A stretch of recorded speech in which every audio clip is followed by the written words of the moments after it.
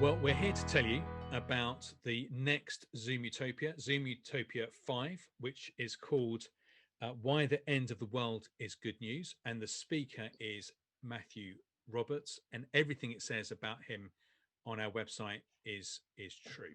So, but I can introduce you to him.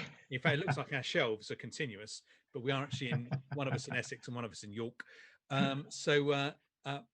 Matthew, I mean, you can agree with the assessment of you or not, but why is the end of the world good news? Why should people listen to Z5?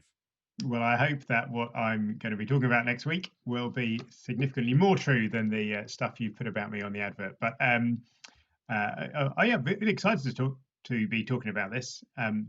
We've lived through, or we are living through, a year which a lot of people feel their world has come to an end, and it seems to have been a disaster in all sorts of ways, and lots of people are living with either a sense of kind of foreboding as to everything's going downhill, or maybe with a sort of sense of it's all about to finally all come good again, and pinning all our hopes on when lockdown's lifted and all of that. And both of those are false in different ways. One of the wonderful things about the Christian gospel is we know that history is headed somewhere, and we know that where it's headed is very, very good. And the reason it's very good is because the world as we know it is coming to an end. And it's an intriguing thing that the way that people normally react to the idea that the world is coming to an end is that means disaster.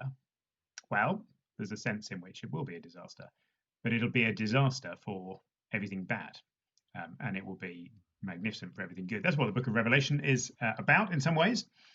It's about helping us to kind of process what's going on now in the light of what is going to happen in the future, and that's what I'm speaking about next week.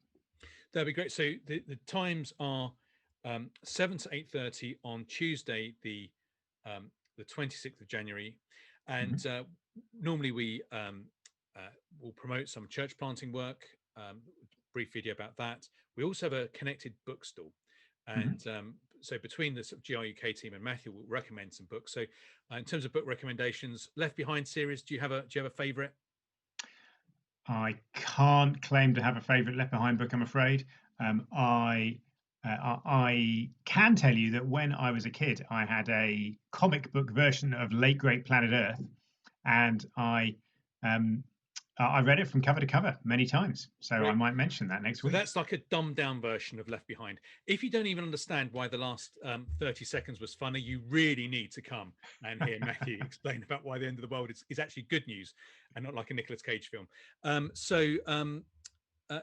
looking forward to it. And so tune in. You can, through our website, through the Facebook page, you can register and contact us for details. Looking forward to it.